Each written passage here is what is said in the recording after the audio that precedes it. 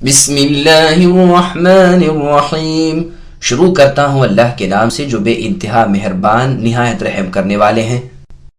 اذا السماء انفطرت واذا الكواكب انتثرت واذا البحار فجرت واذا القبور بعثرت علمت نفس ما قدمت واخرت يا أيها الإنسان ما غرك بربك الكريم الذي خلقك فسواك فعدلك في أي صورة ما شاء ركبك كلا بل تكذبون بالدين وإن عليكم لحافظين كراما كاتبين يعلمون ما تفعلون۔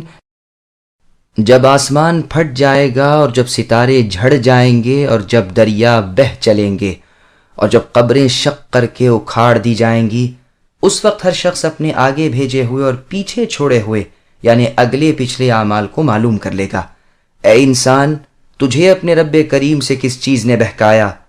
جس رب نے تجھے پیدا کیا، پھر ٹھیک ٹھاک کیا، پھر درست اور برابر بنایا، جس صورت میں چاہا تیری ترکیب کی اور تجھے ڈھالا۔ نہیں بلکہ تم تو جزا سزا کے دن کو جھٹلاتے ہو۔ یقیناً تم پر نگہبان بزرگ لکھنے والے مقرر ہیں، جو کچھ تم کرتے ہو وہ جانتے ہیں۔ سامعین، اب ان آیتوں کی تفسیر سماعت کیجیے۔ سورت کا تعارف۔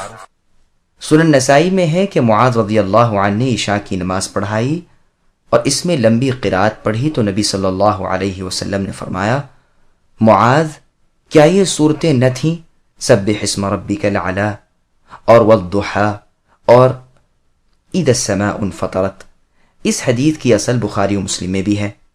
ہاں، اذا السماء انفطرت کا ذکر صرف نسائی کی سنن کی روایت میں ہے، اور وہ حدیث پہلے گزر چکی ہے جس میں بیان ہے کہ جو شخص قیامت کے دن کو اپنی آنکھوں سے دیکھنا چاہے تو وہ اذا الشمس کورت اور اذا السماء انفطرت اور اذا السماء انشقت صورتوں کو پڑھ لے۔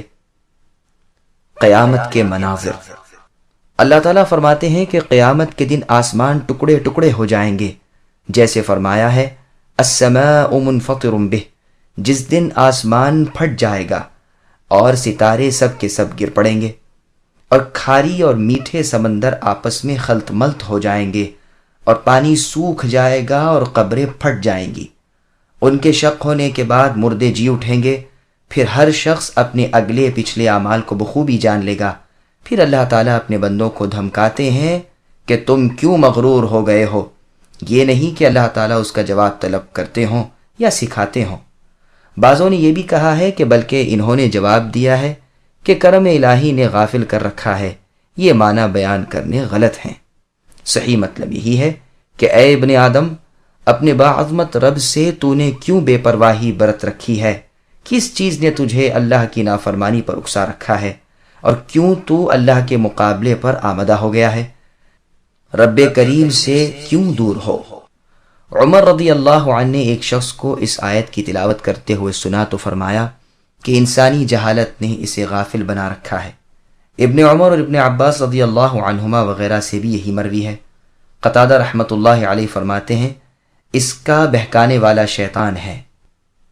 فضیل ابن عیاض رحمۃ اللہ علیہ فرماتے ہیں کہ اگر مجھ سے یہ سوال ہو تو میں جواب دوں کہ آپ کے لٹکائے ہوئے پردوں نے۔ ابو بکر و عراق رحمۃ اللہ علیہ فرماتے ہیں، میں تو کہوں گا کہ کریم کے کرم نے بے فکر کر دیا۔ بعض سخن شناس فرماتے ہیں کہ یہاں پر کریم کا لفظ لانا گویا جواب کی طرف اشارہ سکھانا ہے، لیکن یہ قول کچھ فائدہ مند نہیں، بلکہ صحیح مطلب یہ ہے کہ کرم والے اللہ کے کرم کے مقابلے میں بد افعال اور برے اعمال نہ کرنے چاہیے۔ کلبی اور مقاتل رحمۃ اللہ علیہما فرماتے ہیں کہ اسود ابن شریق کے بارے میں یہ آیت نازل ہوئی ہے۔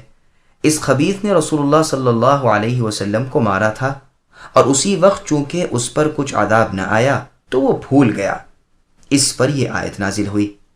پھر اللہ فرماتے ہیں، وہ اللہ جس نے تجھے پیدا کیا، پھر درست بنایا، پھر درمیانہ قد و قامت بخشا، خوش شکل اور خوبصورت بنایا۔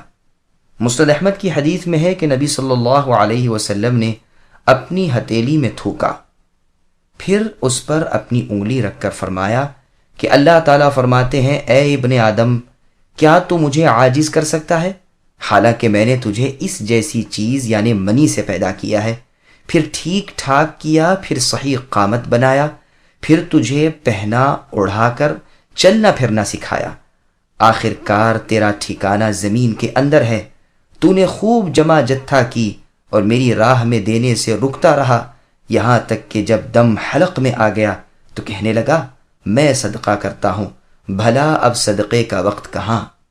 جس صورت میں چاہا ترکیب دی، یعنی باپ کی، ماں کی، ماموں کی، چچا کی صورت پر پیدا کیا۔ بخاری اور مسلم کی ایک اور حدیث میں ہے کہ ایک شخص نے محمد صلی اللہ علیہ وسلم کے پاس آ کر کہا میری بیوی کے جو بچہ پیدا ہوا ہے وہ سیاہ فام ہے یعنی کالی رنگت والا ہے۔ نبی صلی اللہ علیہ وسلم نے فرمایا تیرے پاس اونٹ بھی ہیں؟ کہا ہاں۔ فرمایا کس رنگ کے ہیں؟ کہا سرخ رنگ کے۔ فرمایا کیا ان میں کوئی چٹ کپڑا بھی ہے؟ کہا ہاں۔ فرمایا اس رنگ کا بچہ سرخ نر و مادہ کے درمیان کیسے پیدا ہو گیا؟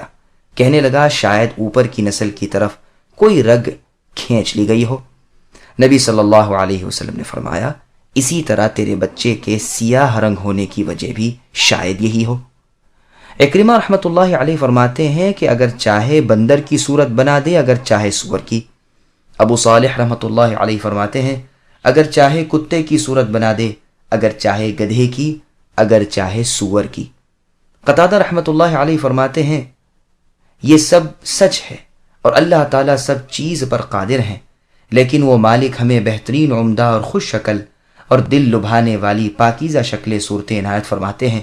پھر فرماتے ہیں کہ اس اللہ کریم رب کی نافرمانیوں پر تمہیں آمدہ کرنے والی چیز صرف یہی ہے کہ تمہارے دلوں میں قیامت کی تکذیب ہے، تم اس کا آنا ہی برحق نہیں جانتے، اس لیے اس سے بے پرواہی برت رہے ہو۔ تم یقین مانو کہ تم پر بزرگ محافظ اور لکھنے والے کاتب فرشتے مقرر ہیں، تمہیں چاہیے کہ ان کا لحاظ رکھو، وہ تمہارے اعمال لکھ رہے ہیں، تمہیں برائی کرتے ہوئے شرم آنی چاہیے۔ ان الابرار لفی نعیم وان الفجار لفی جحیم یصلونها یوم الدین وما هم عنها بغائبین وما ادراک ما یوم الدین ثم ما أدراك ما يوم الدين يوم لا تملك نفس لنفس شيئا والأمر يومئذ لله۔ یقیناً نیک لوگ جنت کے عیش و آرام و نعمتوں میں ہوں گے اور یقیناً بدکار لوگ دوزخ میں ہوں گے، بدلے والے دن اس میں جائیں گے، یہ لوگ اس سے کبھی باہر نہ نکلیں گے۔ تمہیں کچھ خبر بھی ہے کہ بدلے کا دن کیا ہے؟ میں پھر کہتا ہوں کہ تمہیں کیا معلوم کہ جزا اور سزا کا دن کیا ہے؟ وہ ہے جس دن کوئی شخص کسی شخص کے لیے کسی چیز کا مختار نہ ہوگا اور تمام تر احکام اور فرمان اس روز اللہ تعالیٰ کے ہی ہوں گے۔ سامعین اب ان آیتوں کی تفسیر سماعت کیجیے۔ جو اللہ تعالیٰ کی اطاعت گزار فرما بردار ہیں، گناہوں سے دور رہتے ہیں، انہیں اللہ تعالیٰ جنت کی خوشخبری دیتے ہیں۔ حدیث میں ہے انہیں ابرار اس لیے کہا جاتا ہے کہ یہ اپنے ماں باپ کے فرما بردار تھے اور اپنی اولادوں کے ساتھ نیک سلوک کرتے تھے۔ بدکار لوگ ہمیشگی والے عذاب میں پڑے رہیں گے۔ قیامت والے دن جو حساب کا اور بدلے کا دن ہے، ان کا داخلہ اس میں ہوگا، ایک ساعت بھی ان پر سے عذاب ہلکا نہ ہوگا، نہ موت آئے گی، نہ راحت ملے گی، نہ ایک ذرا سی دیر اس سے الگ ہوں گے۔ پھر قیامت کی بڑائی اور اس دن کی ہولناکی ظاہر کرنے کے لیے دو بار فرمایا کہ تمہیں کس چیز نے معلوم کرا لیا کہ وہ دن کیسا ہے؟ پھر خود ہی بتلایا کہ اس دن کوئی کسی کو کچھ بھی نفع نہ پہنچا سکے گا، نہ عذابوں سے نجات دلوا سکے گا۔ ہاں یہ اور بات ہے کہ کسی کی سفارش کی اجازت خود اللہ تبارک و تعالی عطا فرمائے۔ اس موقع پر یہ حدیث وارد کرنی بالکل مناسب ہے کہ رسول اللہ صلی اللہ علیہ وسلم نے فرمایا اے بنو ہاشم، اپنی جانوں کو جہنم سے بچانے کے لیے نیک اعمال کی تیاریاں کر لو، میں تمہیں اس دن اللہ کے عذاب سے بچانے کا اختیار نہیں رکھتا۔ یہ حدیث سورہ شعراء کی تفسیر کے آخر میں گزر چکی ہے۔ یہاں یہ بھی فرمایا کہ اس دن امر محض اللہ ہی کا ہوگا، جیسے اور جگہ ہے لمن الملک اليوم للہ الواحد القہار، اور جگہ ارشاد ہے الملک یومئذ الحق للرحمن، اور فرمایا مالک یوم الدین۔ مطلب سب کا یہی ہے کہ ملک و ملکیت اس دن صرف اللہ اکیلے